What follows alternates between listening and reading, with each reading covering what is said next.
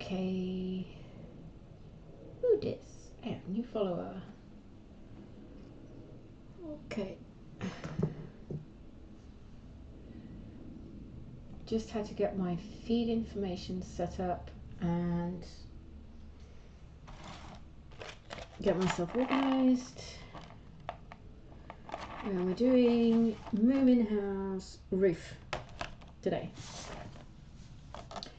It's a bit of a break from tiny furniture because I have just taken, well, I just had an energy drink because I can't focus otherwise. They just fall apart.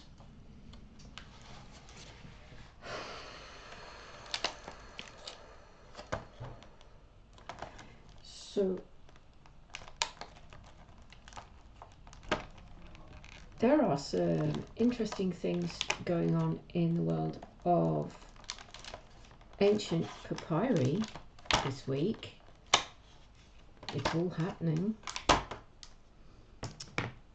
apologise if the sound is weird. I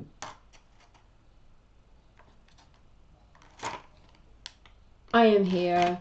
Yes, is the notification system on Twitch just balked? I think it might just be balked.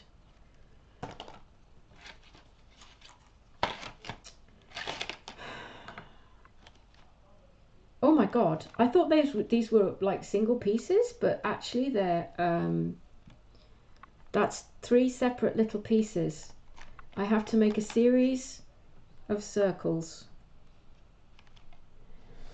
Oh my god.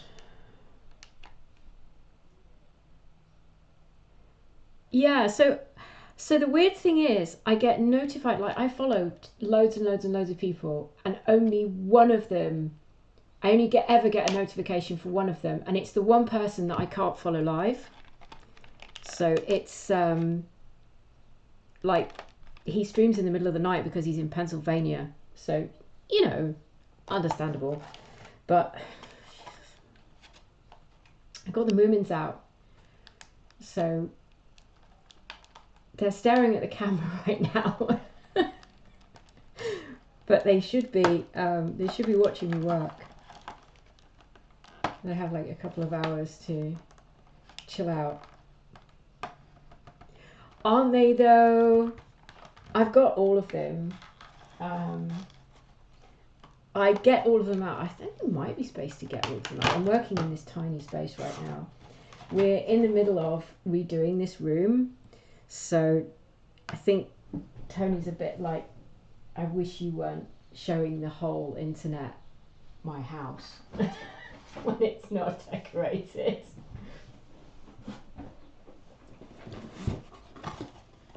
We have Moomin Papa, Snufkin. We have everyone here. Although they're now all staring at the camera like the camera's gonna do something for them. We have to keep all of the stuff really carefully. We even have the little dog. So I have to keep all of the stuff away from Indy or she will crunch it. I'm not in...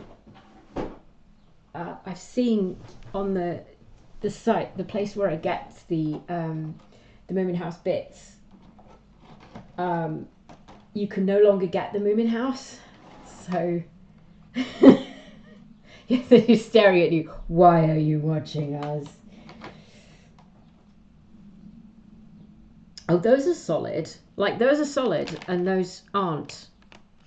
This is bit 66. As I understand,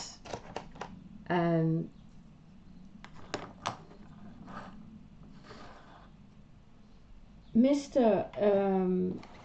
Moomin Papa built the Moomin House himself, so he's technically speaking my foreperson.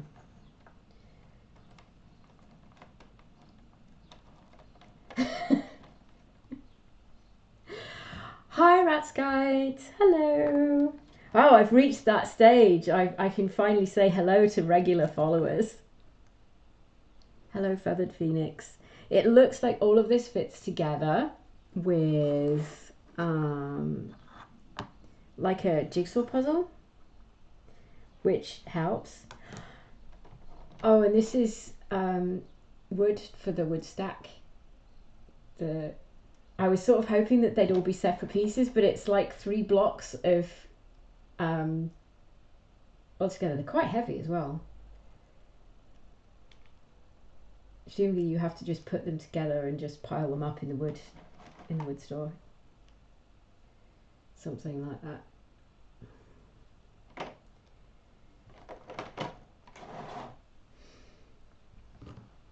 Yeah, so I'm just here to chill out, and because it's a Wednesday, I had a meeting with the person for whom I don't know what to call her, because we have been friends since 2009, and she really employed me in her little business for academics because I needed work back in 2017. And I don't know what to call her, but anyway, we had a meeting this morning, and then so I went and got Relentless. I'm getting desperate because I can't focus at all. I feel like I just cannot focus. I don't know how Tony sits and does stuff all day. Hello, good morning from the UK. And he said good morning from California. That's really bad. That's like when someone says happy birthday and you say, you too. Yeah, not in person, not in California. How is California? Is the weather better than it is here? It could not be worse. For a given value of better. I'm just putting these together in any way I like right now. This is like doing a jigsaw puzzle. So roof frame B and roof frame A go together. Gloom! You have gloom as well. We also have gloom. I've seen people complaining a lot about it. I'll be honest, the 30 to 40 degree heat we had last year was not fun. I might have to sand these down. That's not fitting in so well. Yeah, we were supposed to have sunshine today. We got a downpour and I had my laundry out. So that was fun. Although you do get to a point where you just look at it and go,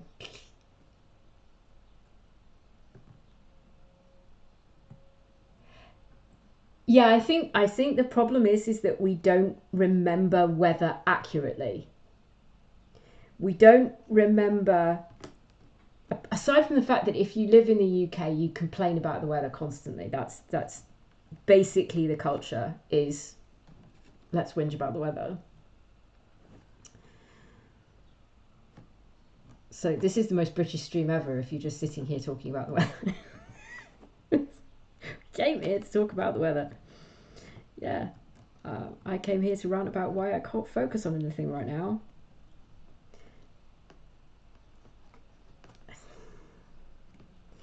I would say, I mean, we see all of this stuff up now about this nativism that's so popular right now. I think the only test of whether you could be a citizen in the UK is, can you queue, and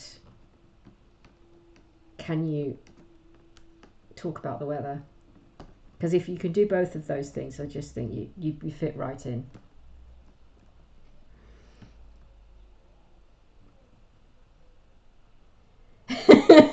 If it weren't for this wind, I think I might pick up that one. That sounds nice, especially if you could say it in a Midwestern accent. I think that, just thinking of places where they're like, oh, it's a really great place except for the wind. The weather would be great. Yes, that's basically British culture. Is there a problem? Let's make a cup of tea. That'll fix it. Or it won't fix it, but we'll feel better.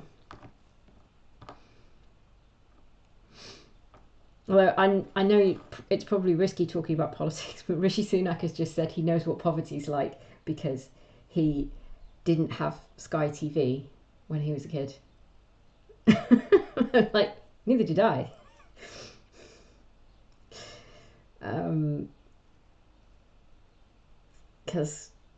So yeah, I'm just like, what is this reality? Okay, so let's actually talk about something sensible or serious, or papyri related, because I've just seen today that a couple of really significant papyri codexes, we call them codexes, have been sold to private collectors. And I can do my really bad Indiana Jones impression and say, it belongs in a museum. That's really bad. That's really, really bad. I can do some people. I can't do Harrison Ford. But anyway, it belongs in a museum. It should be studied. These things should be studied, and they should be available to everybody. It should be possible to just to be able to go and study these things. They're kept behind glass. They're safe. Oh, that's why that doesn't fit, because it's a D and not an E. Okay. Yeah. I feel like he's that kind of rich that is so rich that he's basically on another planet. Yeah. It's one of the most important codexes. It's called the Shriya. I'm not quite sure how to pronounce it, but it was kept in a museum until 1981, and now it has been sold off by Sotheby's. Today, for millions and millions and millions. The collector is anonymous. It is important because it is one of the first codexes written in Coptic, and it's one of the first codexes. Like, it has complete copies of particular Bible books. Not the complete Bible, but it also has other literature in it. It is so important for us to understand the transmission of this stuff, which is what we mean is how this information gets passed on, as we call it, transmission. And I'm so frustrated because if you're seeing really early books, if you're seeing, you see really early books, and they're really early Christian books, and they also have pagan attachments, they've got pagan material in them and other material, then we need to know that that's how this material first got into the world. No, I don't think we should. I think it should be publicly available. Rat Scout, so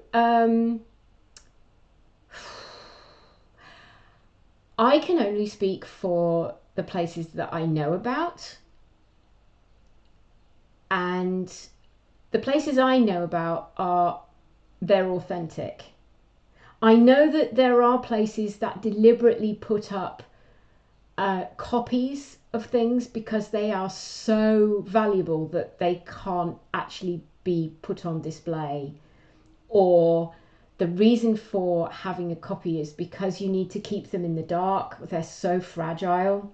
So the place where I'm working on this grant development project right now is the John Rylands, and they have a really early tiny piece of the John's Gospel, and we're talking about a few words. It's enough to identify a quote, but it's not very much, and it is incredibly precious, and they keep the real thing up. They keep it up, or you can go and look at it. It's kind of weird to actually go and look at it, because when you go in, and it's kept in this enormous glass case. The lighting is quite low because you don't want the ink to fade. And it's it's kept there. Occasionally they talked about taking it on tour, which is another difficult thing because, you know, you have to move these things around and they're very, very delicate. It is a very tiny piece of papyrus, comparatively speaking. So I understand, and usually museums will say if they do that, authentic pieces that are not put on display. So I go into the John Rylands and I actually go and look at the real thing, and they're all kept sort of in these glass frames now. We've discovered at the moment that glass is the best way to keep these things safe. They were being kept in plastic, and that turned out to be not good. So they're all kept behind glass now. And the one I was showing on Saturday evening, oh my god, I have no idea of time. The one I was showing on Saturday is kept behind glass, and part of the problem is, of course, you don't know which ones relate to each other, so you often get completely unrelated papyri kept together. It does make me really sad that two of these big codexes that tell us an awful lot about not just how Christianity spread, because it's 2nd to 3rd century, but how other information was spread along with it. So if so let me tell you about PGM 22A.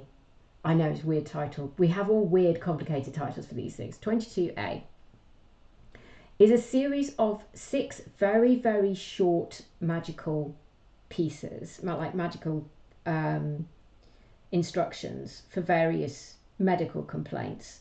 There's one that's like an amulet of good fortune, but the rest of it is very much for treating specific medical complaints.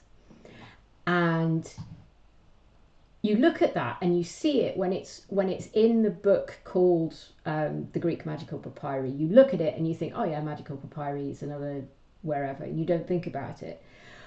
But the fact is that page comes from somebody's notebook, which contains legal letters, a whole bunch of other technical receipts and material, and appears to be somebody's notebook, and somebody who appears to be a fairly, a significant person. They're keeping legal texts. They're obviously educated. They obviously know what they're talking about. Well, we assume they know what they're talking about, legally speaking. And because often because they're focused on the magical content, you take them out of context and you lose the vital information that comes from having a sense of the fact that this is someone who is dealing with legal stuff. They're significant in their community. They're very educated, but here they also have a bunch of magical spells. Why?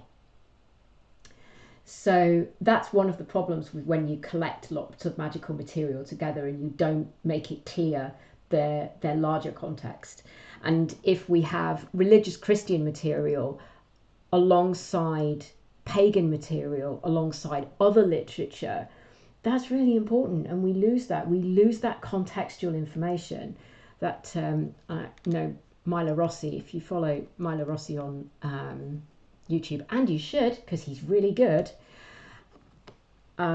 he talks a lot about how you need context in order to understand where a piece has come from and what that piece can tell you. Once you take it out of its context, the information you can get from it is limited. You do get more information if you have papyri, but because you've actually still got the text. But you do lose the information around it, which is really vital for understanding, who's using it, why are they using it, why does someone who, is carrying around a handbook effectively with some spells for dealing with possibly elephantiasis and legal notes. That's really strange and interesting. It sounds like the kind of thing I'd keep in my notebook, to be honest. Not legal notes so much, unless I'm really into true crime. But yeah, and I'm just fiddling with this over and over again while I get on my high horse and rant about what happens when we take pieces out of context. Once again, it belongs in a museum. Everyone should have access to it. You know, you can go and look at the papyri that I'm studying. You can look at it digitally. You can look at it by going and actually seeing it. You can go to the John Rylands. You can go into the reading room and you can ask to see it. You have to book in, but you can ask to go and see it. Which means that the limitations are much smaller to actually being able to go and visit something. So I'm getting this wrong. But that's my rant for today. Me on my high horse. We do everything here. That is exactly what it is. It's a fascinating document. The whole notebook has recently been retranslated and a new edition was put out in German, which is wonderful if you're German. I'm all for multilingual academia. We should not just have one language, but unfortunately I don't speak German, so I'm going to have to go and learn German. No, I'm getting this entirely and completely wrong. So C needs to be opposite A, and then B goes there. And it's going to get mucky because we're going to have to use some wood glue. So yeah, so welcome to my stream where I rant unexpectedly about these two codices that have gone to private sellers for millions and millions and millions of pounds. Like, there was no way that any museum was going to be able to afford to buy them out, you know. And if you're putting them up for auction, that's even worse because you're just not ever going to see them again. It goes to the higher bidder. No, the joints, the cuts aren't meshing particularly well. I had got it slightly wrong because I'm supposed to have, they're labelled A and C, and then you have 2B, and it's supposed to have the 2Bs opposite each other and the A and C opposite each other, I think. Yeah. And then B goes in between, but the B doesn't, they're just not meshing today. The joints are not jointing. And I was also going to just mention, I've updated the Patreon with more levels. The levels have got weird names on them because they're Amnari, the standard Amnari hierarchy, blah, blah, blah. I've been writing, I've managed to write 1,000. You're right, actually, I will resort to technology.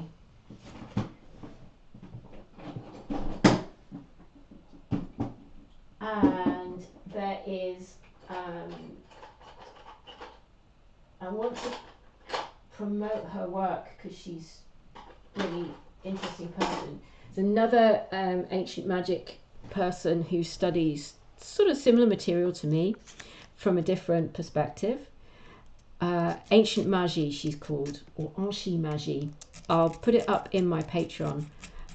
She is doing a lecture coming up about Isis in the Greek magical papyri, so I ought to see if I can get onto that and just have a listen to what she has to say.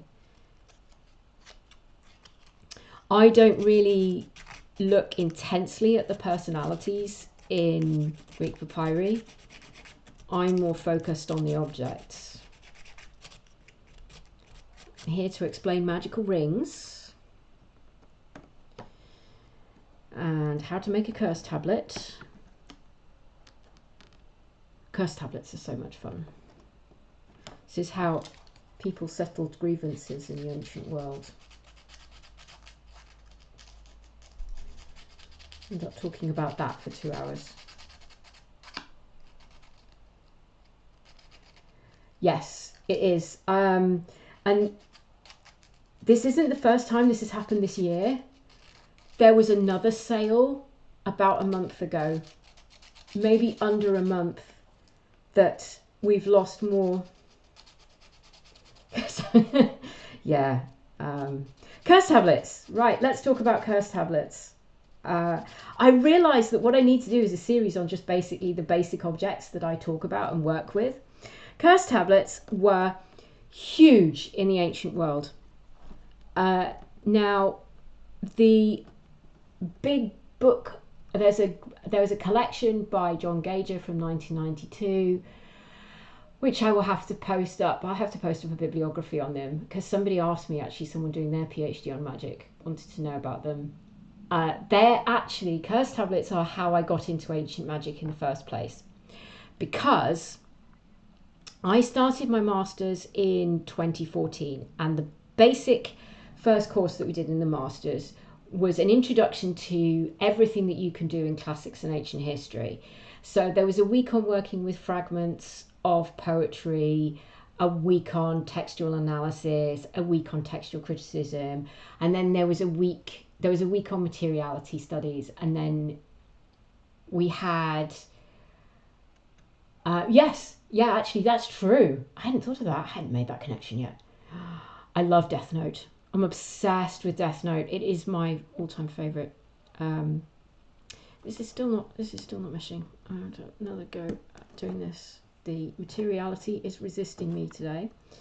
So, curse tablets. We had a week where we were looking at epigraphy, and one of the things that we looked at were these little lead tablets that were covered in words, names, sacred names, swearing, all sorts of things. And I wrote up my first piece of work, because my first assigned piece of work had to be a review of one of the basic, texts. So I did my first text on these these little curse tablets. We have thousands of them. And they work very much like Death Note. If I remember correctly, and if I'm wrong, please say. What I remember from Death Note is that because it's a notebook and he writes down the names of people he wishes to kill, and then somebody else, like a demon, is responsible for actually carrying it out. And that seems to be how curse tablets work, and how magic in the ancient world works more generally. So, the first curse tablets, now I'm going to say this is not my research. Oh, they were so spicy. If you've seen the first series of Rome, starting point, first season of the HBO series Rome was had a scene where Caesar's bit on the side, his mistress, writes a curse tablet because he dumps her. And so, is it Caesar? It's one of them. But she writes a curse tablet to get her vengeance. And that is a really great demonstration of probably how curse tablets worked. They were used by every level of society. You see them, they were mentioned by Cicero. I can't remember precisely where he mentions them, but he talks about a senator having died suddenly, and so they went and checked his house to see if he had a curse tablet under the floor. Curse tablets seem to start, this mostly comes from Esther Idenau's work. She did a book in 2007 about curse tablets, and they start out in Greece. So the idea starts in Greece and seems to begin with legal cursing. So if you were involved in a court case, and we know that a lot of the material that we have from ancient Greece comes from court cases, what you could do, you're facing a court case, so you basically write a series of names, write the names down of the people that you wanted to lose. You want them to lose, so you want to get the gods to make them lose. And they start out with just a bunch of names. So one name, two names, and then you get them with a whole bunch of names. Lawyers and curses, yes, it all starts out with everything goes wrong the moment lawyers get involved. So I think that's an interesting connection. I will have to think about that. Whether they are connected to chain emails and letters. There is an atmosphere of those chain letters where you have to pass them on in order to get good luck sometime down the line. The curse tablets start out as these like they just start, and they're written on lead and found in the walls of buildings, but very often usually in bodies of water, so they get dumped in wells. We find them in wells by the 100. So you'll see when is a guy called David Jordan, who does, yes, actual lead. They used lead to write letters more generally. Lead poisoning is absolutely horrible. Lead poisoning was probably quite rife because the Romans also used lead for their piping, for their water supply in some places. Spare lead, Audilon argued really early that he thought the idea came from bits of scrap lead being left and just being used and just written down and written on. So lead is heavy, it's dark, you can add a kind of magical connotation to it. It's also connected to water. Water is liminal, water connects you to the afterlife. We all know about the river Styx.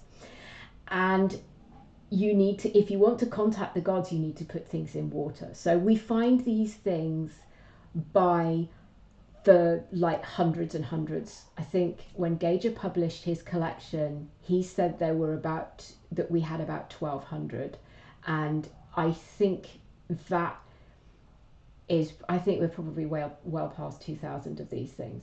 So they start as these tiny little sheets of lead. They're rolled up and they're put in wells. So maybe it is that lead poison. Yeah, I do remember when petrol had lead in it. And there is a theory, which it's probably a whole bunch of things, but they think that there is a whole theory around removing lead from petrol is what led to the declining crime rates in the 1990s. Although I think there are probably plenty of other reasons for that. So if someone clips this and goes, this is what I believe, then no, there's probably lots and lots of reasons for the decline in crime rates in the 1990s. Oh wow, it's all us, isn't it? It's just us redheads. We are just terrible. I had never heard that one. My partner's, Tony's mum, is a great source of British working class superstitions because she taught him never to put new shoes on the table, and I had never heard of that. Absolutely never heard of it. How bad is it if it's really bad to receive a call from a redhead?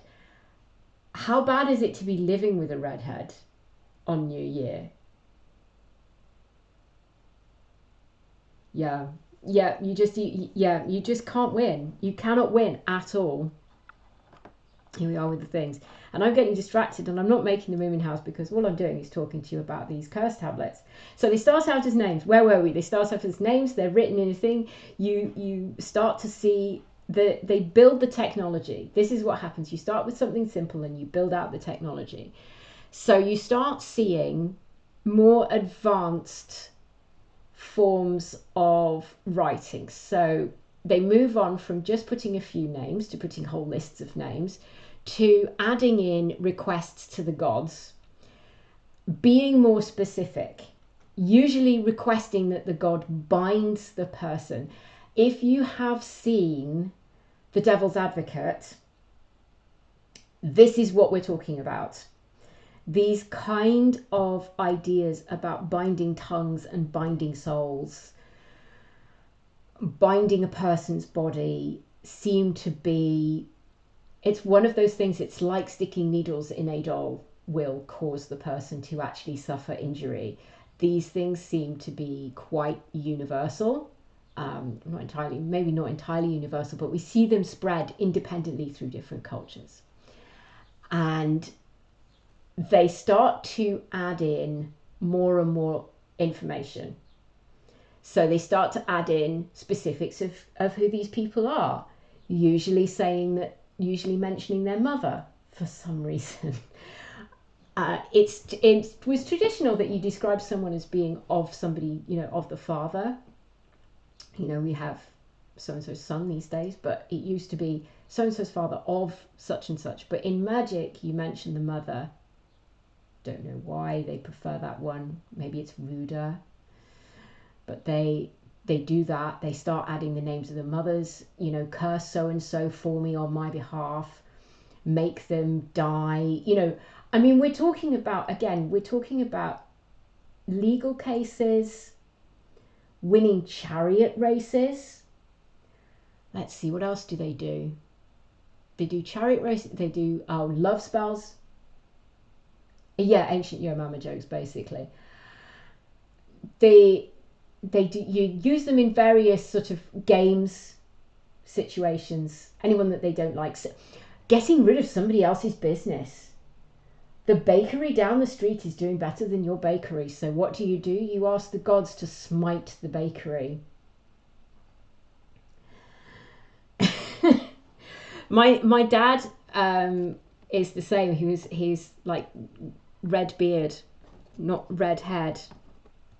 It's like, this is the thing with redheads. I'm vaguely working on this, and actually all I'm doing is I'm giving you a lecture about the wonderful world of magic curse tablets. So you see them pop up in all kinds of contexts. You see them show up for relationships. If you want to end somebody else's marriage because you fancy someone in that marriage, and I am being very specific here that I'm saying someone, because these were often enacted in a range of relationships. So men to other men, women to other women. We have all kinds of stuff going on in the background. This tells us the actual truth of ancient relationships is that it was pride in the ancient world. So you don't just, and that they have a kind of, the first ones have this weird way of writing, because at the same time writing is developing as a technology. And the first way that people wrote was they would write along the line, and then they would turn around upside down and go back along the line, and then back, and then that, like that. I have to see if I can find some examples for Saturday. So the idea of just going left to right, or right to left, because of course Hebrew is developing at the same time. That comes later. It was specific. It's called boustefros. I can never say the Greek, but it is the same word in Greek for ploughing a field. Let me just get some more caffeine, because I need more caffeine. So you have, where was I? Yeah, so they start writing them like that, and then they begin to write right to left. They start introducing pictures. They start drawing the gods. They start drawing what they want to happen to people. They start to get very specific about what they want to happen to people, including binding various parts of the body and becoming more and more specific. So they would say, bind his tongue, bind his hands, bind everything, and increasingly like all the bits of the body. They did use pictograms. They used pictograms throughout. You see some wonderful, there's an example in PGM3, which hasn't been reproduced yet, where it's calling out to a lion-headed god. So it's for a chariot race, it's to win a chariot race. So they put their enemies in the competing team. They've drawn them as very small and naked. And next to them is this huge lion-headed god in a toga with a whip. You don't want to leave anything to chance. obviously, with ancient magic. So that's what you do. You draw it all out for people. You write very, very specifically what you want to happen.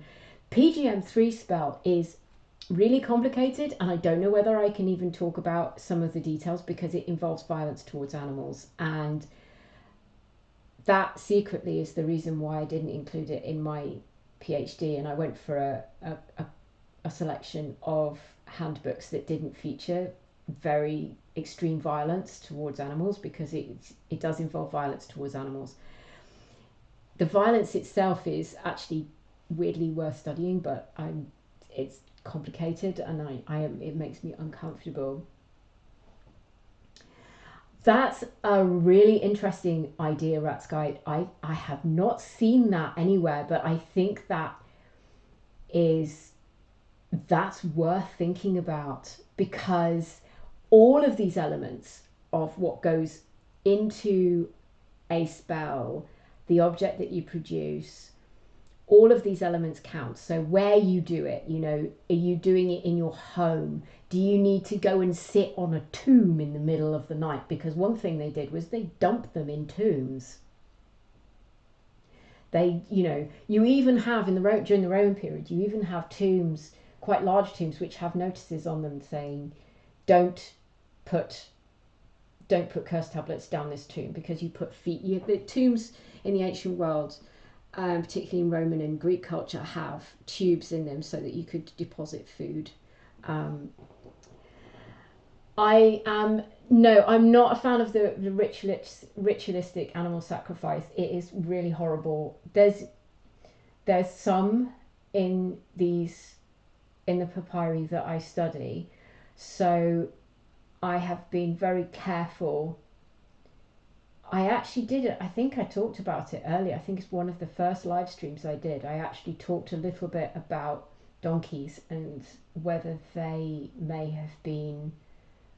really were being sacrificed, because that's like setting your car on fire. I think you were here for that, Feather. I should call you Phoenix, shouldn't I? It's like, when it was said that was basically like setting your car on fire in order to get prosperity for your business. That because donkeys are such a precious thing. So yeah, I'm still learning the rules of talking about people. I watch a lot of people live stream, and I'm like, oh yeah, you just have to mention the people's names, and yeah, I'm learning very slowly. I still don't have bots or anything set up on here, but I will get there eventually. And I haven't done any Moomin House today. All I've done is talk about curse tablets, because curse tablets are fun. Yes, they do require incantation. We don't know if the early ones do. So this is the problem when you have the object but no text. So we do have magical handbooks from much later that describe making types of curse tablet. Part of me is tempted to go and get the book at this point, because it would be actually useful to read the book and see what the books say, and the handbooks. We have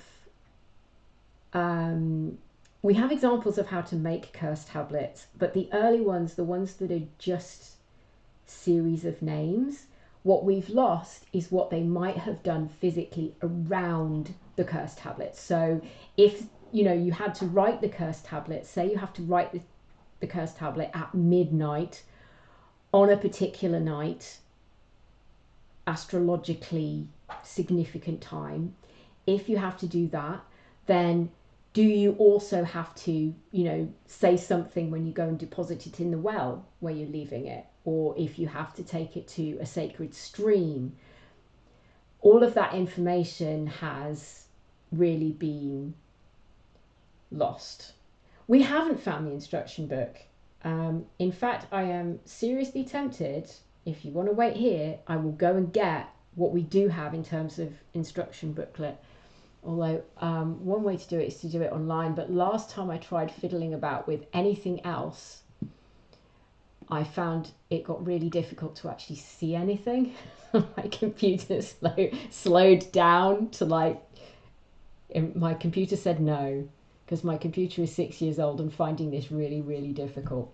Okay, I'm going to go and get the old version of the instruction manual.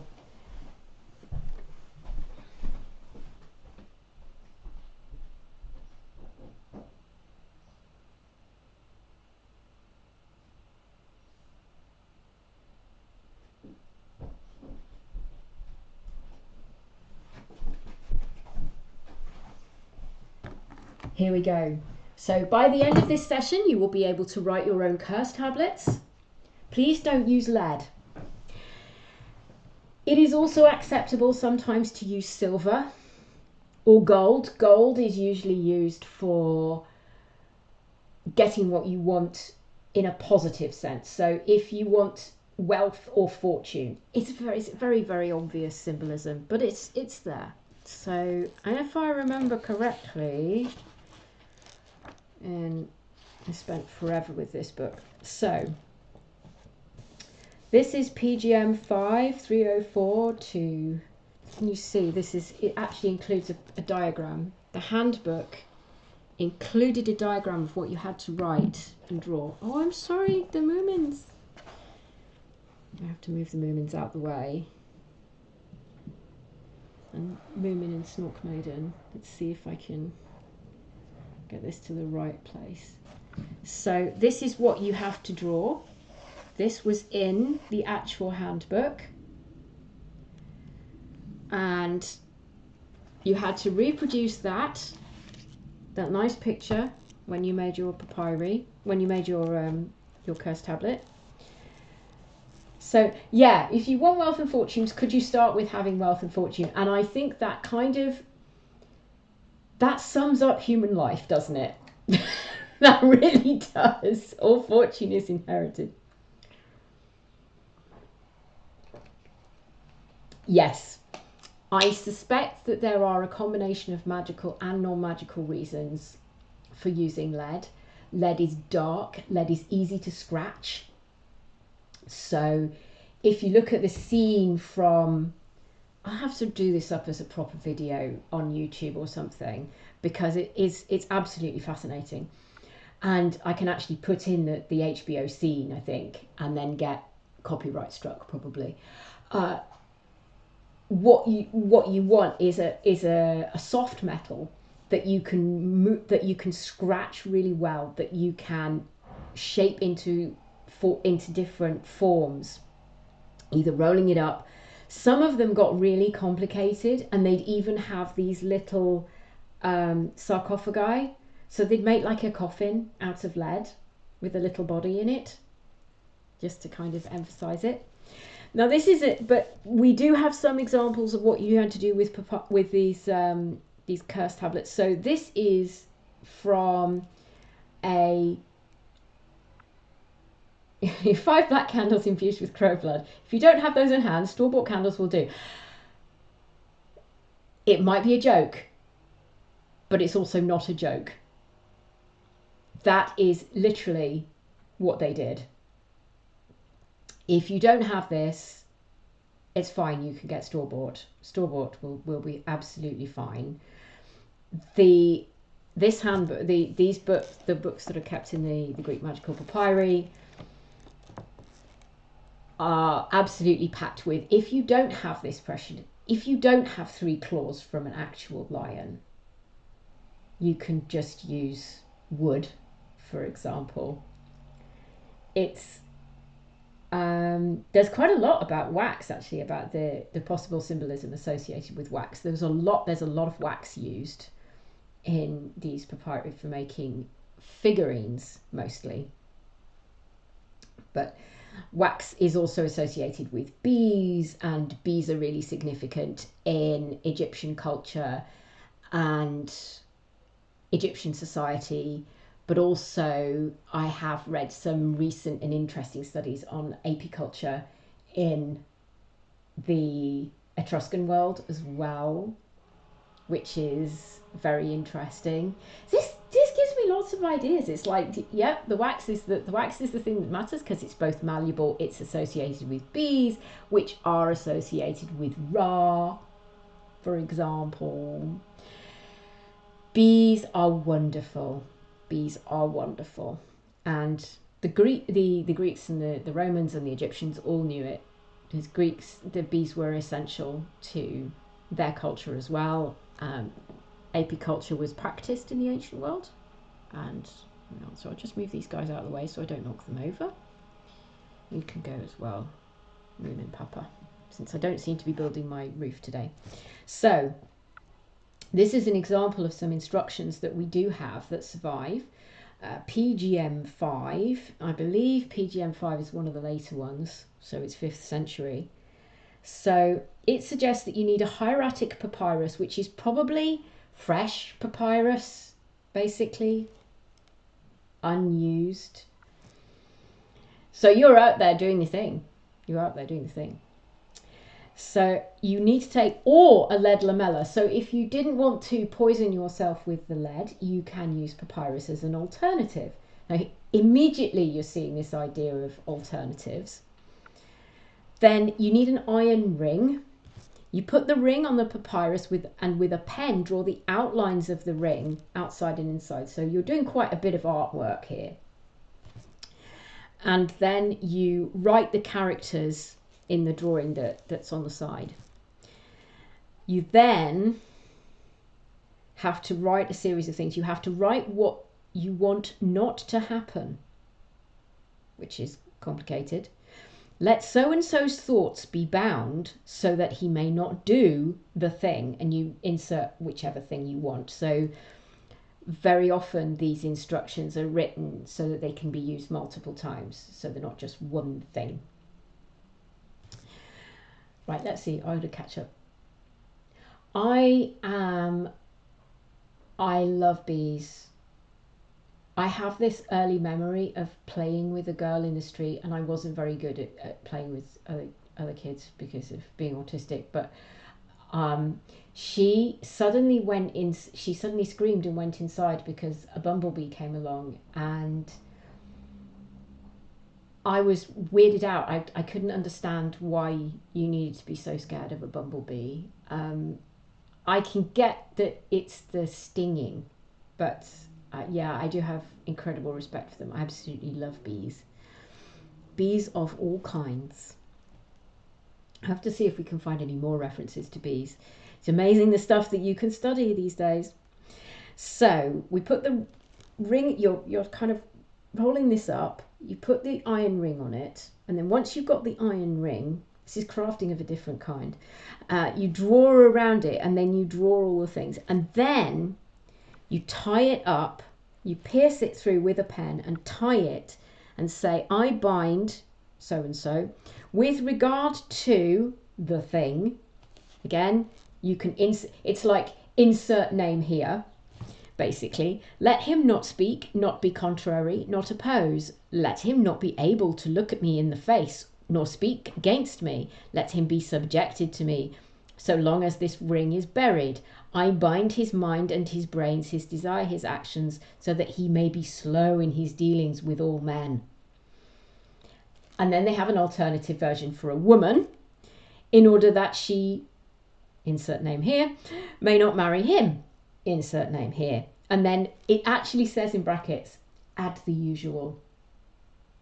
So what I absolutely love about that is the sense of, firstly is insert name here, insert action here, and then on top of all of that, you've got you've got this sense of add the usual, which happens, we see a lot in these texts, and it's like, oh, they have a whole set of things that they know what to do with. It's almost like the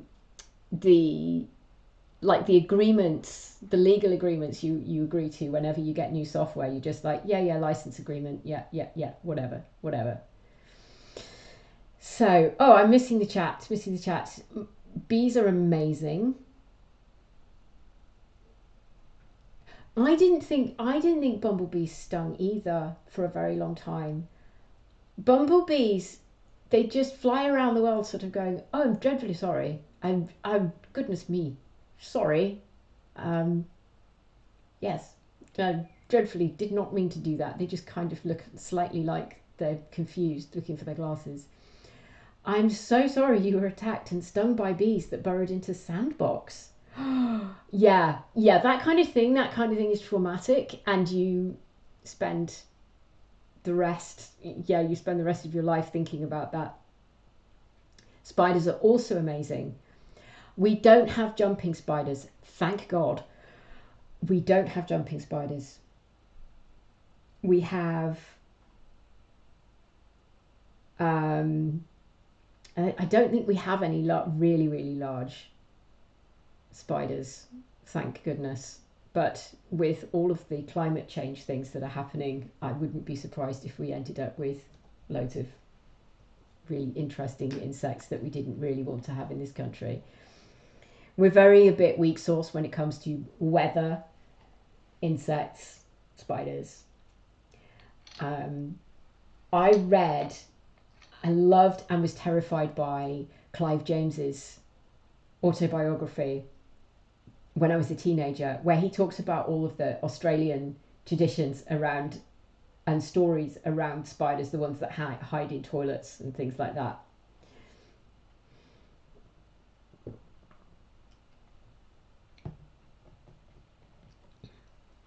Yeah, yeah, that's if it helps to imagine bumblebees as going, goodness me, I'm dreadfully sorry. I was just have you seen my Labrador? That's the that's basically how I see that. Mosquitoes, oh gosh. No, they're not like mosquitoes. One thing we do have around here that I hate because we have horses is we have horse flies. We have we don't have horses. Not I do not have horses myself, but there is a stables just down the road, and I run past it every day when I go out for my runs, and I have been stung by horseflies. Tony is deeply, deeply, deeply allergic to horsefly stings, and it's just he got stung once and got so swollen down one arm. It was absolutely it was absolutely horrifying, almost as bad as the time that I got hives because I was given some penicillin. So so we need to get dragonflies. This is our solution: is we get some pet dragonflies. Hmm. Hmm. I had to get over my fear of spiders because I lived on my own for a while, and it made me deal with my I lived alone in a flat in a wood. I was living in a forest basically, and it being surrounded by really big trees, it also was had loads and loads and loads of big spiders, and so I had to get over the spiders thing. The trouble is, spiders live in the Hoover and then they come out at the most unexpected moment. Yeah. Oh, yes. If you spend any time outside during insect season. Right, where were we? So we have a complicated, obviously we have this legal, legalese type document. It sounds exactly like the kind of thing that you would sign at the lawyer's office. You take the package, so you package it up basically, and you take it to the grave of someone who is untimely dead, which is a whole other thing in ancient magic because people who died unexpectedly were believed not to be able to go straight to the underworld. They often get trapped. You guys, I think it's this conversation has basically got into insects, isn't it? We're here with the insects. Like, so we had a wolf spider, oh my god, in our basement drain. Oh my goodness. Aren't wolf spiders big? I mean, like even big for like, wow, that's kind of terrifying. That feels very Shelob. We had a spider that lived, quite a large spider that lived in our bathroom for an entire year. So Tony called him Gerald. And we're assuming it's a guy. It could have been a female spider. in which case it was a female spider called Gerald. So, you know, I mean, it is quite difficult to accurately gender spiders, unless you're a spider expert, presumably. Index digits quite nasty. So I have small fingers though.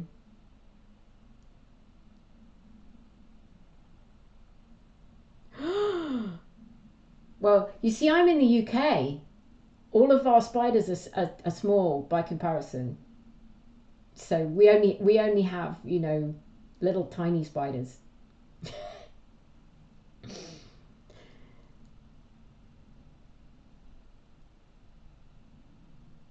Oh my goodness. We have those. We have daddy long legs, and we had a whole bunch of them outside. And I remember just walking past them, and they were all huddled on the wall. And Tony went, "Oh my God, that is an actual horror movie happening there."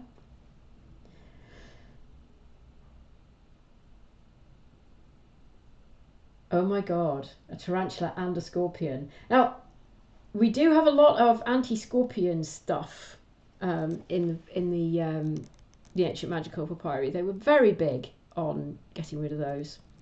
So you have to give it to someone. You have to take it to the grave of someone untimely dead, dig a hole, put it in, and say, and then you have to speak. So this is kind of going back to what we were talking about before, which is performing incantations and speaking, and then you go away, and it gives you a whole set of instructions for writing stuff down and what you should draw. So it's quite complicated, and then lots of magical words. So that's that fabulous book. It's the book that I have spent the last 10 years working with.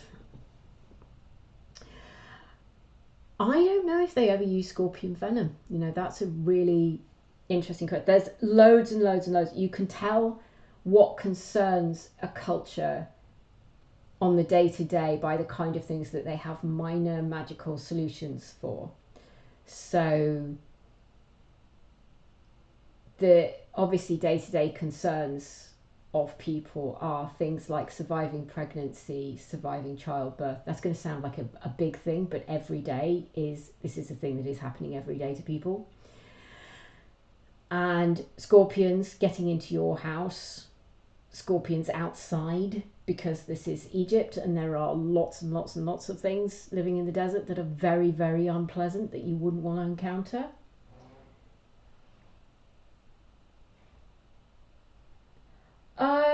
That's a really good question, Ratskite. So they were publicly known to be a thing. Yeah, I think it was kind of frowned on, but also done. You know how in cultures, and in any culture, the things that the culture most specifically says don't do is being done behind closed doors on the regular. And my suspicion, and this is just my weird theory, is that as much as cultures were saying you can't do the thing,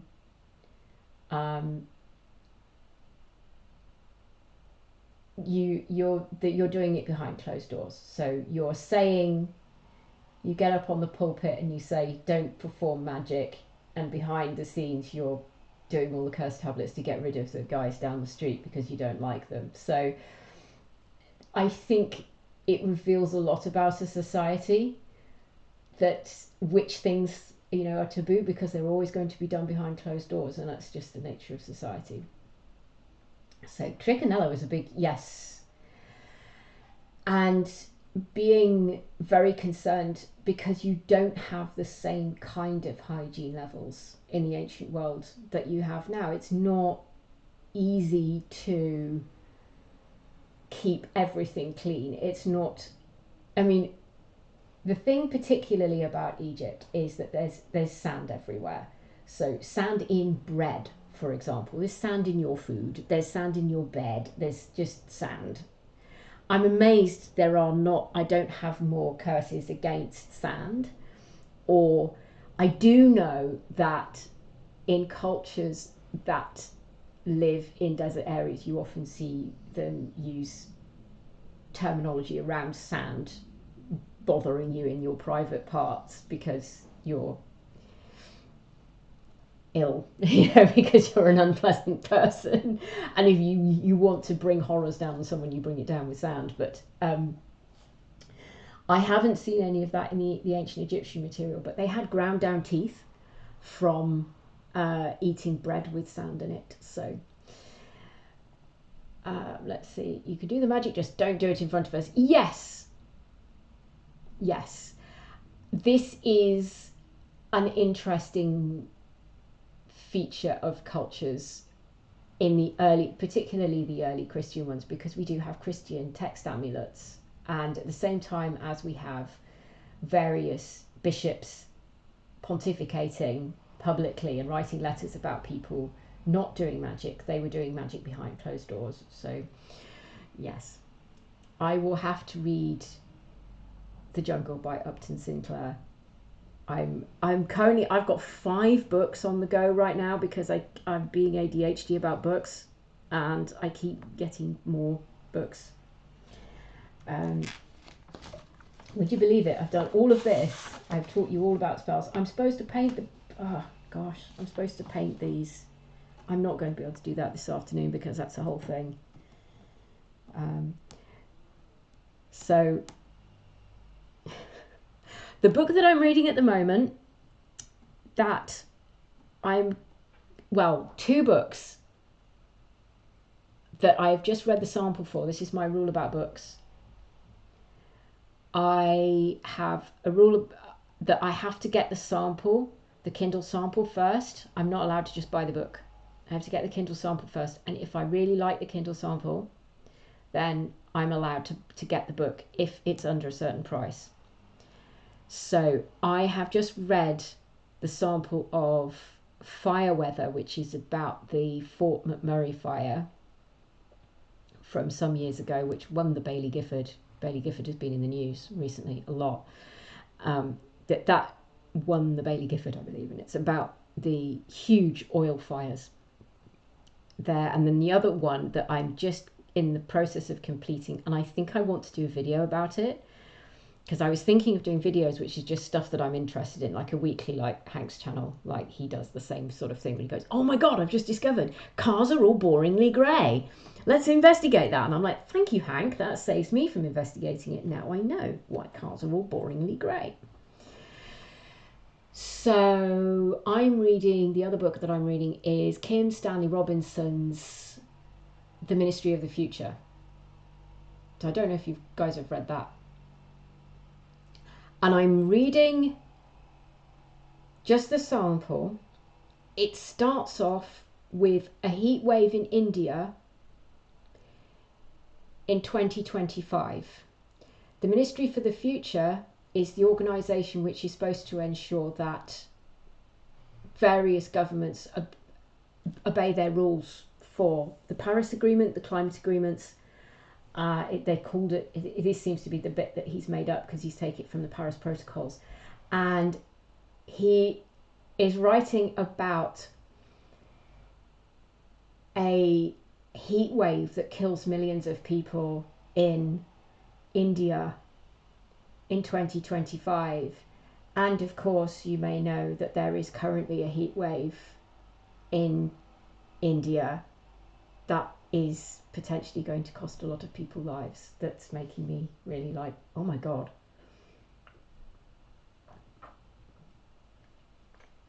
So I might have to talk about that. You see my viewers go right down when I start talking about climate. They're like, go away, don't want to hear about that. So I'm supposed to paint these, supposed to do a lot of painting. I tend to do my painting together. I'm supposed to do, I don't like to do the painting in small blocks because I end up with all kinds of different types of red. You can see what I'm eventually aiming for. Yes, I believe we also have a private, I think we're just getting renationalized. So Texas has a private energy grid. Did you hit trouble last year with the heat wave? Because there was a heat wave in Texas last year, wasn't there?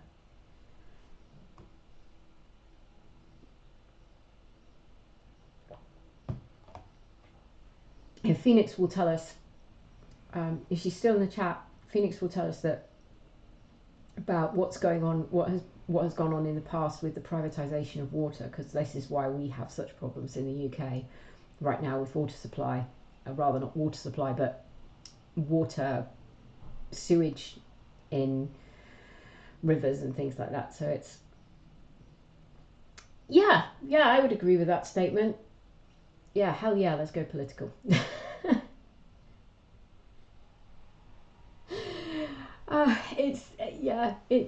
It's a nightmare.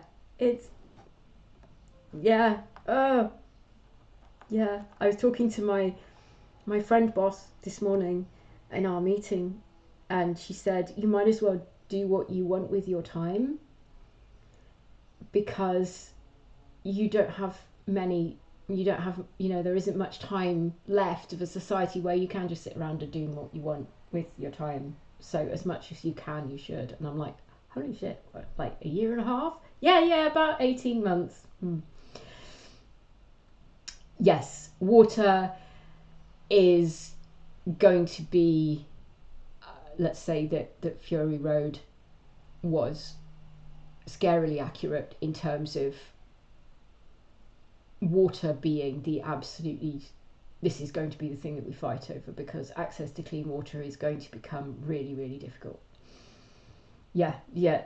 Things like health, water, housing, this is all stuff I think about for Amnar as well. I need to watch more Unlearning Economics, because that will help me. And all I'm doing now is just touchy. This one is 67. It's going to be way harder to put together. So I think what I'm going to do, I'll show you this. It's the break from the horrors of the world. Is where you live generic? I feel weird calling you generic, but there we go. Sort of like a bread basket kind of area, side of California. Are you in a bread basket kind of area? I listened to a really interesting podcast series about the theft of a nut harvest from California. They called it appropriately nut job, but it's actually really, really serious, because it is about how we, big gangs are now stealing food rather than gold or anything else like that. I'm going to get this. I'm going to get my wood stack, because I've got my wood store. It's nearly finished.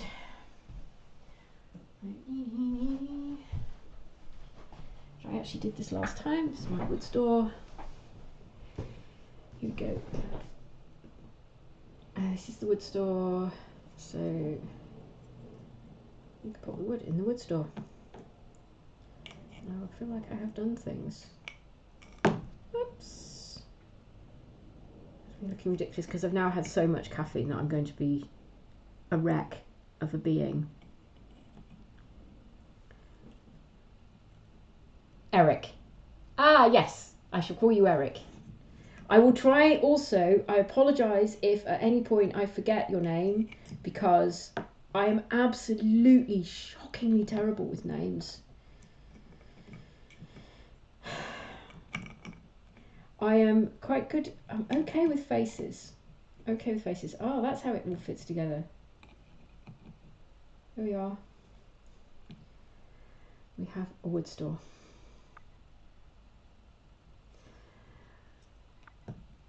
It's really strange, because I remember the colour of people's names being a synesthete. We're getting on some really strange topics now. I remember the colour of people's names, but not their names. And if I know their faces and their face color or their person color is different from their name color, it can be really confusing. I knew someone called Mandy and I just kept calling her Rachel. Yeah, I like these strange topics. Absolutely strange topics. What I'm doing is I'm avoiding working on the Moomin House because I'm down to little tricky things, and I'm nervous about doing little tricky things because I tend to glue myself to stuff. So roof frame is happening. So that's the roof frame, the upper part of the roof frame. Then we have 67. I'm going to end up with it. I'm building a secret community. I'm building a secret community. It's a very public secret community in plain sight. Phoenix is lovely. We love Phoenix. So you have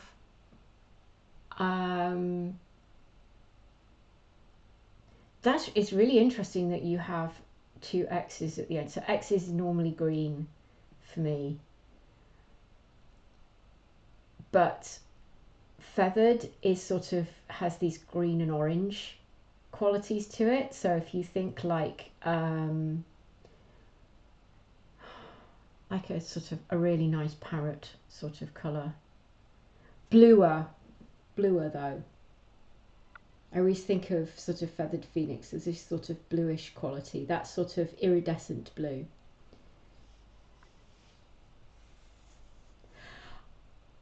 Batsky, you should bust out your tarot cards. Bust out your tarot cards. Former tarot card collector here will happily talk about tarot.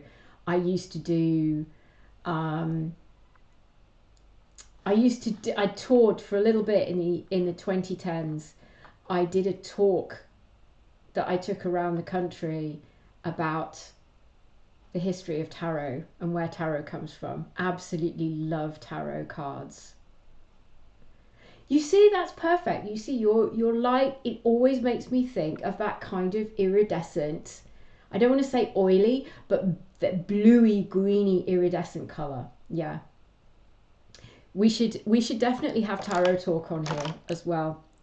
If you want to talk about your favourite tarot cards, your favourite decks, your favourite major arcana, I am here for that. Absolutely. Tarot is much later. I saw a really funny thing where someone was talking about, they were talking about a film that had some kind of tarot resonance to it, and they say, oh, they've culturally appropriated the tarot, and it's like, no, it's okay. You can't culturally appropriate the tarot. It came from Italy in the medieval period. It's absolutely fine. Although weirdly tied to the history of paper and the Mamluks. Who knew?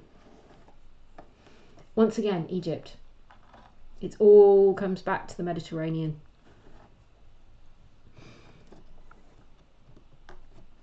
So am I supposed to do the whole thing? I am. I'm supposed to do the whole thing. Here we go. So which tarot cards do you have? Which decks do you have? This is why we switching conversations now to tarot decks and other magics, more modern magics. Or although our good friend Crowley was into ancient magic as well. He was very inspired by that. Right, this is where things get specific and I'm supposed to concentrate.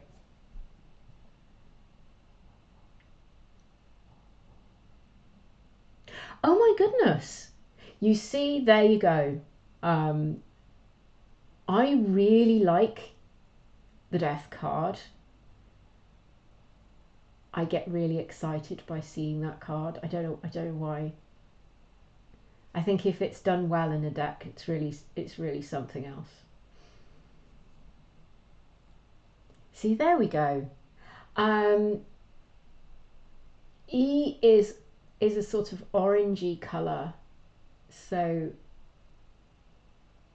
Eric is sort of orangey brown and black. And this is why I'm always nervous to talk to people about how I see their names, because if I say something and they're like, no, I don't like that, they get upset, and I don't want them to be upset. I don't want to, because it's not something that has any meaning.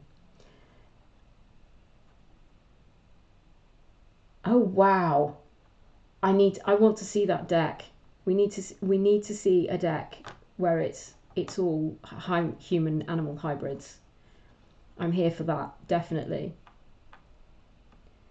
This account is now a tarot. This is now exclusively tarot and other strange things. Yes, yeah, I know that one. Rider-Waite. Rider-Waite. But again, it's all the same kind of ideas around sympathy or sympathetic magic. I have no idea how I'm supposed to fit all of these together. So let's take them out. I'm probably going to have to do some gluing at some point. But I think what I'm going to do just this time, because I don't have much time left, is I'm going to set this up so that I can just see how it will go. Oh my god.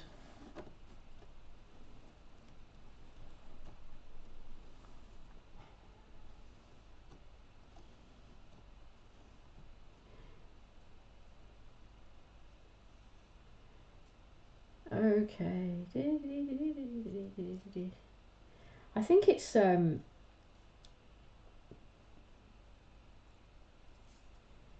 one of the problems that we have with studying magic is that some ideas seem to transmit across cultures. So if I say to you, oh, they use gold to do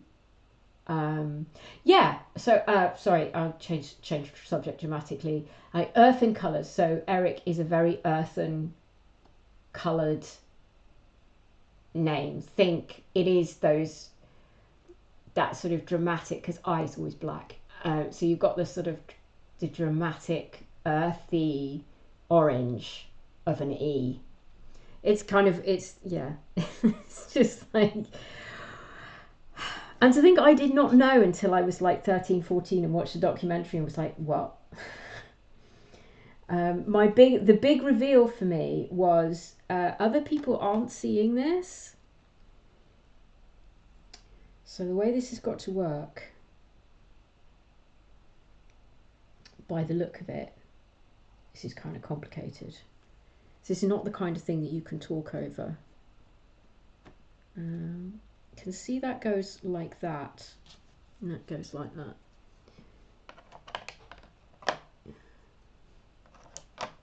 But these don't fit onto the end panels.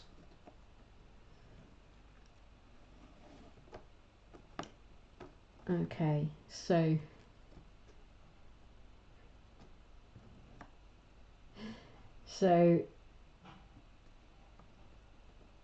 you'll have to share a link to it. It sounds like I have to make sure that I don't buy tarot decks anymore, because we'll run out of space, and we're still trying to get rid of the tarot decks that, unfortunately they're going to have to remain in their Vans box for a really long time. Yeah, so what I'm confused by, I don't know if this is visible, but this side has this hole, which I suspect is to help you lift it on and off. Once it's finished, I am going to have to stick it together, and I'm not going to do that today. I think this might be a research, learning how to do it and then doing it later. It looks like that. So you've got these bits down here, which obviously the notched bits don't fit. So I suspect that there's going to be a special way to do this. Oh my good God. It is really, really, really complicated.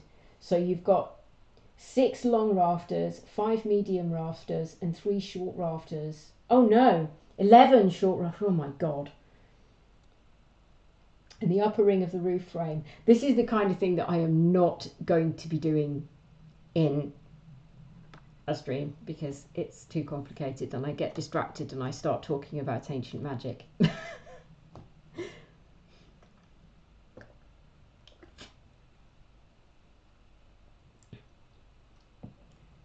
I might have to do it backwards. So it seems to think, the instructions seem to suggest that I should be able to do it. Ah, so the rings on this side are short rafters. So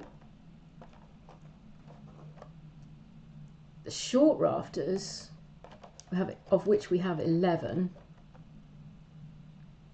So they look like this, and they have that in the end, so they do fit. Not quite. I'm sure there will be a way that this fits, unless it's not the one further down. See, this is why this gets tricky sometimes.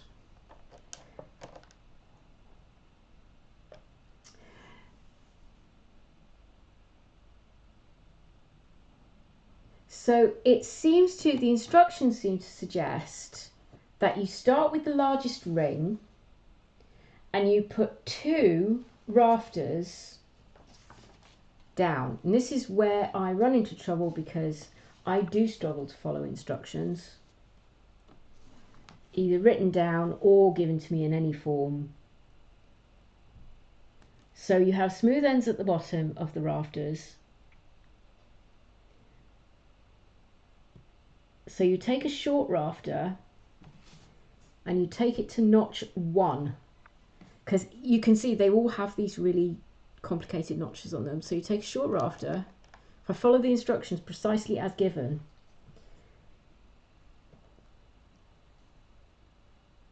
so you go to notch 1 of the bottom ring. How do you know which notch is notch 1? I think that's that notch, because it's on C and the notch is on the other side of it. Oh, there we go. I'm terrible at instructions.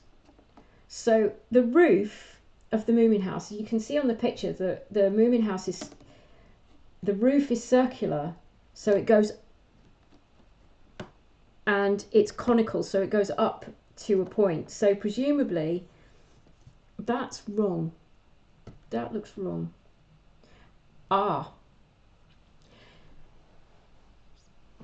I'm using these shapes the wrong way.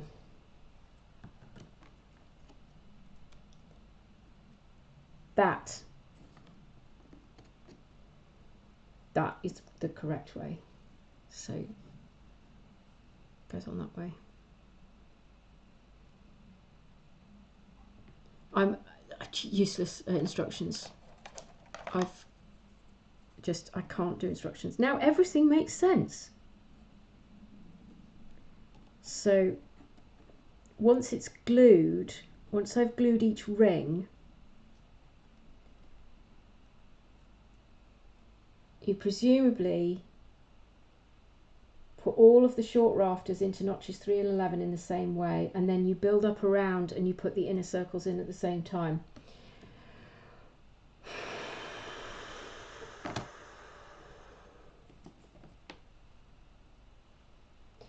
Glue is happening. I'm going to do some gluing. I don't glue myself with the wood glue. I do glue myself with all of the other glues. It's like I'd advertise my streamers. Oh, I'm going to be doing with the no, they're not numbered. They just say notch. It says notch 1 and notch 2, but they seem to be just notch 1 and 2 because they've picked that they're notches. They just said, oh, we wanted you to start here. Any one could be number 1. And as usual, this is, so always have a coffee spoon, coffee spoon. I am never going to, tell you what, I am not going to sleep tonight because I haven't actually saw a diagnosis for ADHD as well as being autistic, so I don't get the benefit of. So what I'm going to do is I'm going to glue the rings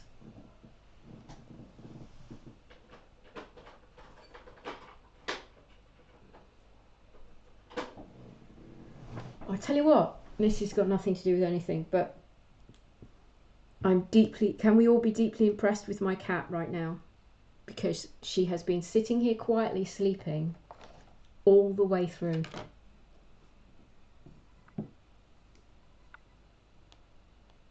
And that is not a thing.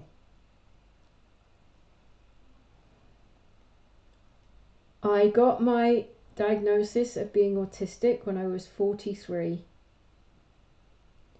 So 2 and a bit years ago. And when I said to my parents, because obviously as part of the diagnostic process as an adult, they try and get you to get your parents involved. I was really nervous about saying anything to them about this. And I said, I got this, I think I might be autistic. And they were like, yeah, that tracks. That absolutely tracks. Yes. It's amazing. I think Indy is shattered because she was up at 5 a.m. screaming at us. Mochi says, is it Mochi or Moki? How do I pronounce it correctly? Also, it's such a lovely name. I want to have a character with that name.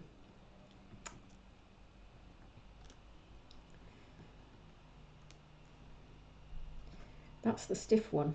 That's the one that doesn't want to go. So I think I can leave that. And just put some on the other side.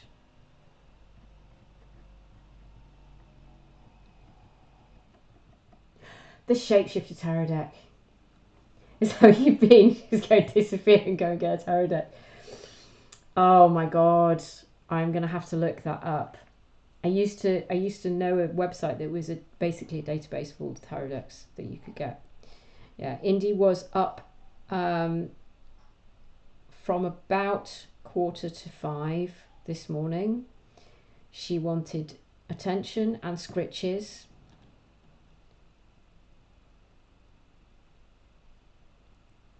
And she did not care that we wanted to sleep. Mochi. That was the one I said first, wasn't it? Mochi. If that's wrong, I apologise to remember what I was talking about. Yeah, she has learned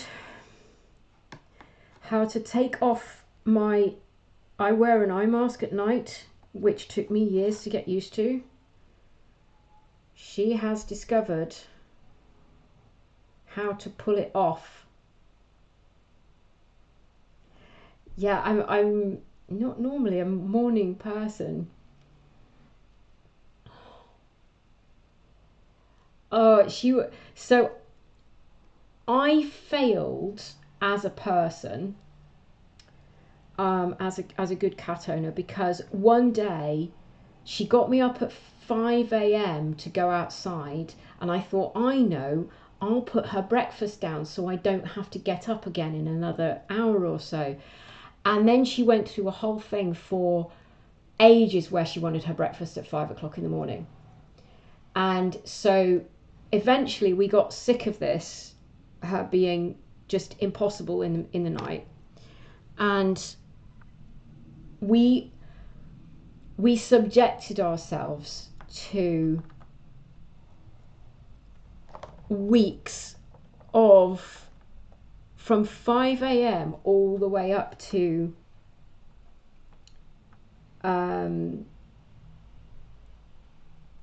like 6, 7 o'clock in the morning, her screaming at us continually that she needed her breakfast urgently or she was going to die. And oh my God,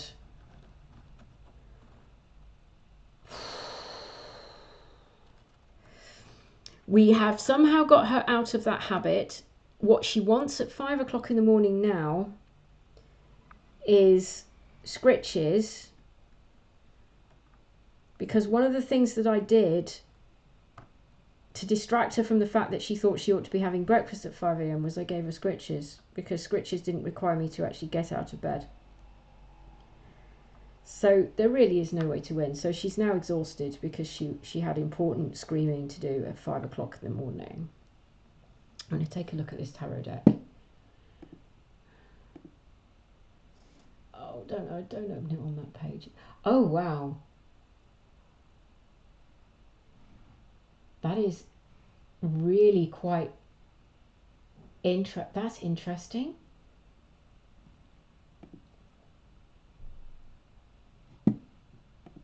And that looks like that tarot deck has, it's got a slightly different organising principle behind it as well, rather than, it seems to be focused on characters. Or was that just because that looked like minor arcana cards?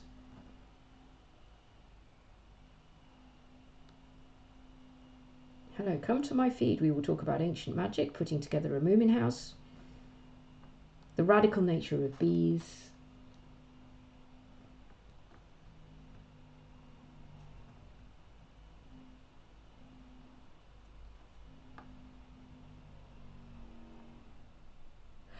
So the reverse in our household, Phoenix, I am the person who gets up and does things.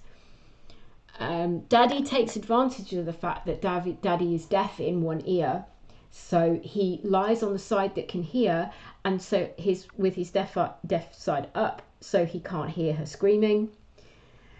He is also much better at just pulling the duvet over his head and ignoring her.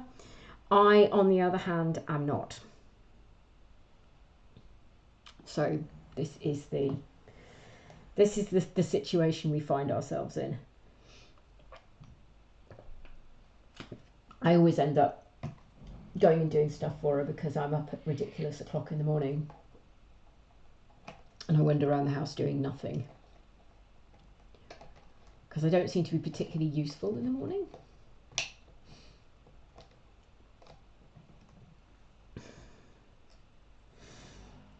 But yeah, so hey, we are making progress very gradually. We have the 3 rings of the roof. I figured out how to do that, how I'm going to put it on. It's just going to be tricky. I'm going to paint it afterwards. Yeah, a lifetime of insomnia. Had this, there's a book that I found last year called, I think it's called Sleepless, by Annabelle Abbs, and it's about dealing with insomnia. She had, in the beginning of COVID, she had her, I think it was either her father-in-law or her father and her stepfather died within a couple of weeks of each other, and she got this incredible insomnia, and she writes so beautifully about the experience of not being able to sleep and just kind of wandering around the house and existing, and she just describes it really, really beautifully. And she is one of those writers where I just think you're just amazing level of skill.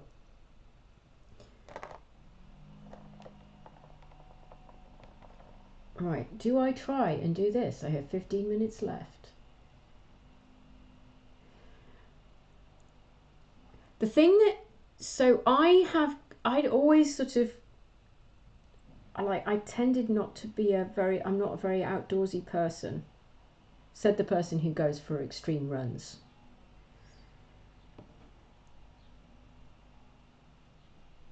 I'm apparently not very outdoorsy, they said, and then promptly went out for a 20-mile run. And I do like, but I have found physical exertion helps a bit. But I also have found, yes, your manual labour, so going and working with my dad on his allotment often helps. And I grew up on Dartmoor, and there's a lot you can do physically. You used to go for loads and loads and loads of really long walks, which is one way of coping and one way of getting through it. But I've done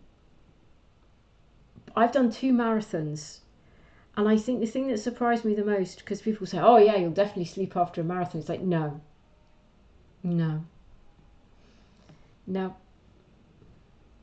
I will stay awake is what will happen. And then that's the topmost.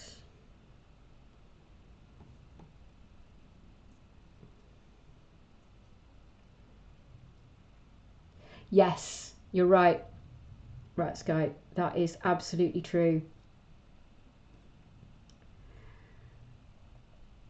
And I can tell when my partner is really struggling with something, because he will keep scrolling very, very late.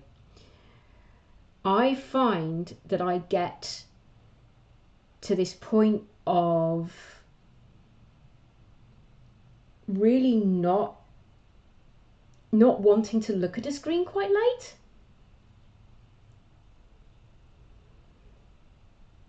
So I get to a point where I think I get tired of the screen, because obviously the work that I do at the moment, writing fiction these days is all about sitting in front of a computer, in front of a screen.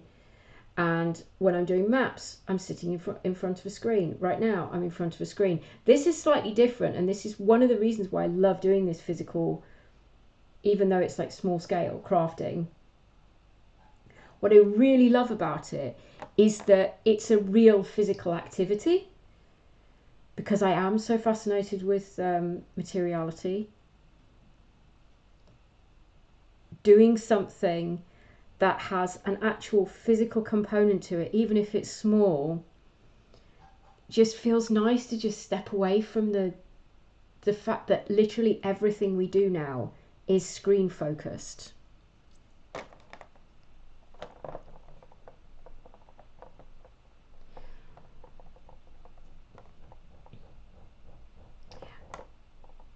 Yes, it does. I think there is something really powerful about having to do something where you are engaging with your body. I mean, it's partly why I wanted to do the Moomin House project. This is why this started out, because I had read a fantastic book by a guy who studies materiality and physical materials in archaeology and anthropology. And he'd written so beautifully about it, and I really, really wanted to do some physical experiments. And there are people who do, the spells I work with, there are people who try and physically reenact those spells. I am not sure that you can do that to the same degree that people in the ancient world did, because they did it all the time. This is where it all breaks. It all breaks. Ah! They said this would be tricky.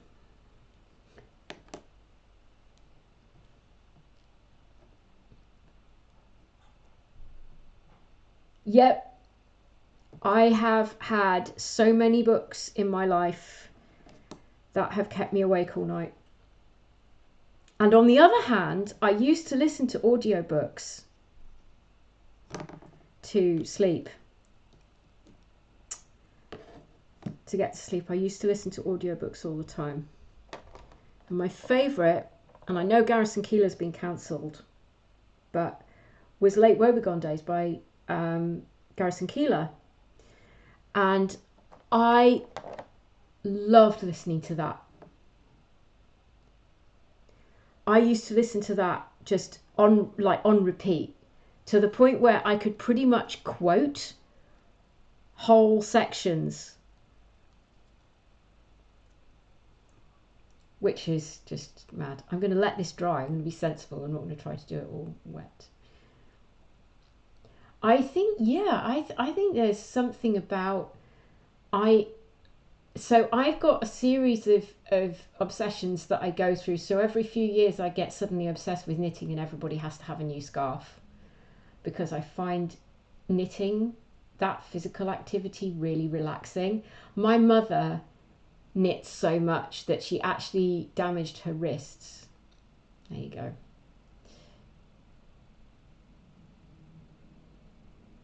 But if I get obsessed with a book, then I don't want to put it down.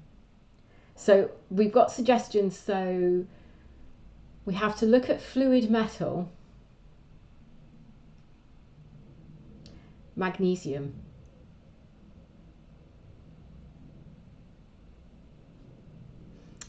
I've been taking magnesium because apparently that's good.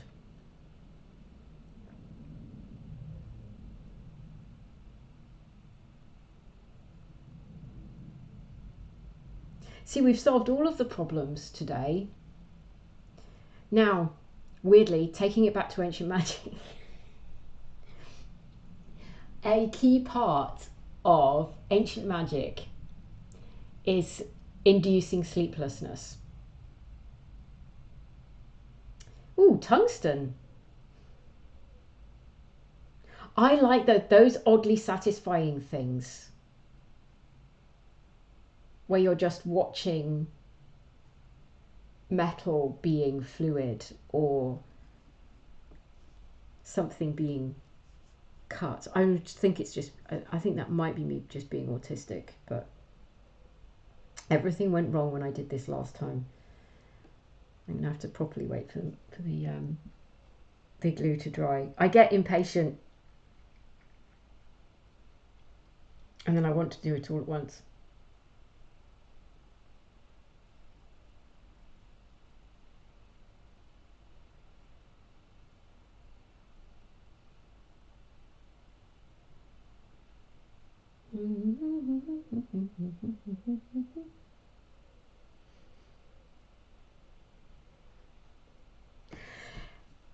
So it seems like just watching other people doing dull, repetitive activities is the thing. There's probably some area of Twitch where you can watch people doing dull stuff. An area of YouTube. I have no patience. It must all be done now. I haven't done any writing yet today. I'm doing this, write 1,000 words a day. It's really exciting though. Not the writing itself, but what the like Io, she's come alive for the first time. She's a little thief. My girl is a little thief. Yeah.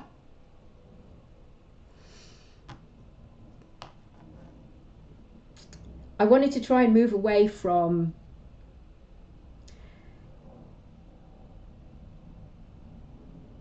that would that would be so interesting.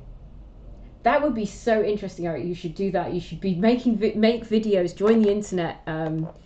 Make videos of putting together cars and scooters.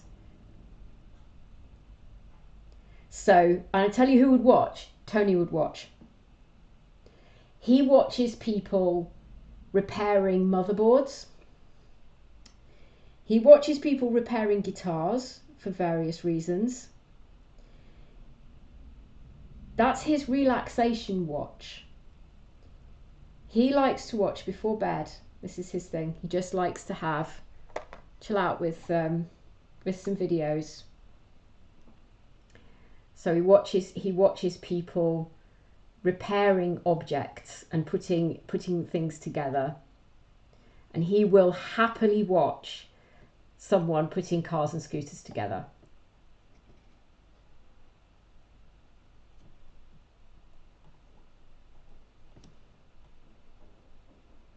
I think because I grew up on a farm that I would, oh no, not again, no. We were doing so well.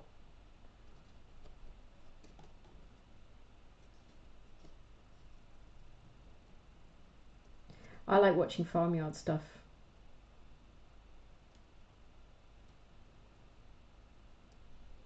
It was great to see you again, Ratskite. Thank you for coming. I'm so glad you could join me and ask me really good questions. Watch me break my Moomin house.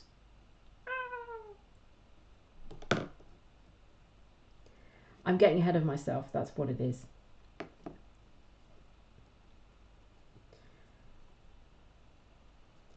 So now I have an obvious thing that I'm going to have to do a proper video about working with curse tablets. Well, we are at the end of the stream. We've got like 5 minutes left because I've got to go and cook.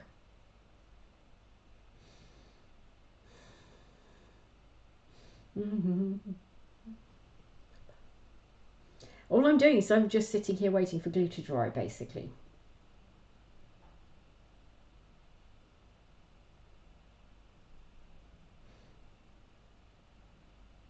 And now this is what happens is Phoenix got me into live streaming, and now I'm getting Eric into it. So we're passing it on.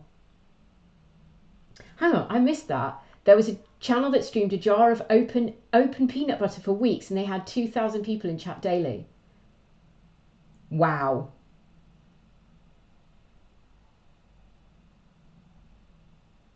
Oh, Bunny's doing bunny things though.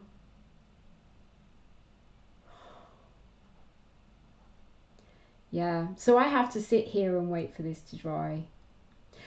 The thing is that you hear the voice that's in your head. We might all like your voice. We might all want to hear your voice.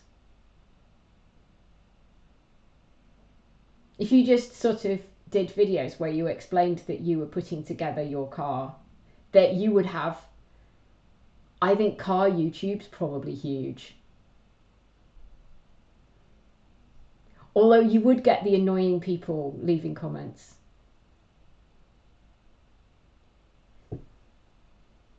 I'm your Twitch. Oh, Knucklebump Farms! I love Knucklebump Farms. I introduced Tony to Knucklebump Farms. Yeah, if you're still here and you like and you want lovely, wholesome content. That's the place to be. Love Knucklebump Farms. But then I also like is it Chunk? Chunk the chipmunk? No, the groundhog. The one that ate all the guy's food, so he just set up a camera to catch. He realised that there was an animal eating his food, and so he set up a camera. Well, this is the law. I don't know what the actual truth is. He set up a camera, and then they were coming up to the camera and just eating food in front of him.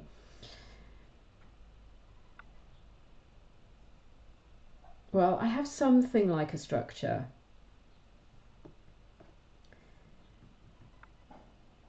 I can see why it's very intensely fragile, and they say you can't actually.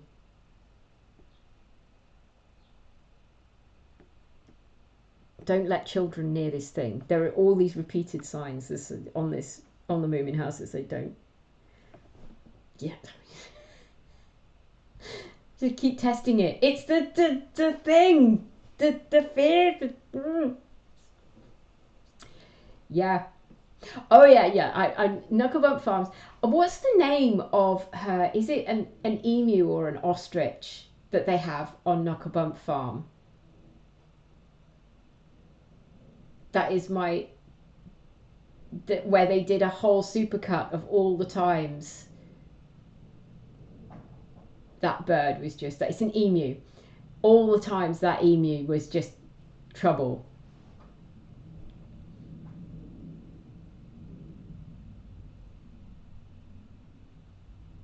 Yeah. Yeah, I will actually have to sit on my hands. Because I just have to sit here and wait for it to dry, basically. Oh, God. Yeah. So I think that if there is an audience for randomly putting things together, and all they have, like, you never see their faces, these guys that Tony watches, all you see is them putting stuff together. There's one guy who likes putting together really, really old, obsolete equipment, electrical equipment. So like Betamax video players and stuff like that, and he just like he opens them up and he buys these broken things on eBay, and then he makes them, he repairs them, just because why not. Pieces of tech that existed in a moment of time that is just, I think there was, I'm trying to remember, because this is reminding me that there was one where for a very short period of time there was this kind of tech that was only used in prisons, and so it was only used in American prisons for some bizarre reason to record things, and it's just in like a moment of time before technology moved on, and he was repairing them.